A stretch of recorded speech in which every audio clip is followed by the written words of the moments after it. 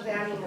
Si Bruno y Ferdinand se encuentran en un ambiente de castigo, de obligación, no creo que vaya a salir de allí nada positivo. A ver, nuestro hijo es un poco salvaje. Esperar de él que se arrepienta de forma espontánea no es realista. Y bueno, yo lo siento mucho, pero tengo que ir volviendo al despacho. Quédate tú, Annette, y después me cuentas cómo habéis quedado, ¿vale? Total, aquí yo ya no sirvo para nada. Las mujeres siempre os pensáis que hace falta el hombre, el padre, como si nosotros sirviéramos de algo. ¿Sí? No respondas a nada, no.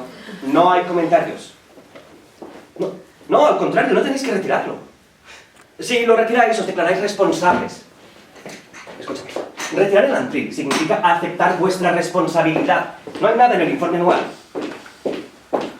Mira, si lo que quieres es ser acusado de falsear los informes y que te despidan en 15 días adelante, retíralo del mercado.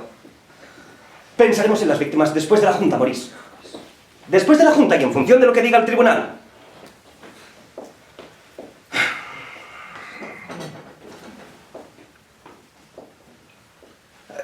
Oye, ¿se están acojonando? Sí. Tienen a los periodistas pisándoles el culo. No, ve preparando un comunicado, ¿vale? Pero que no parezca un truco defensivo, más bien al contrario. Tú dispara a dar, ¿vale? Insiste en el hecho de que Berens Pharma está siendo víctima de un intento de desestabilización a 15 días de la Junta General, ¿vale? Sí.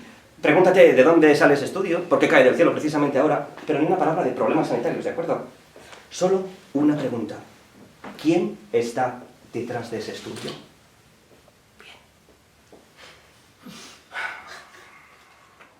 Estas empresas farmacéuticas son tremendas, ¿eh?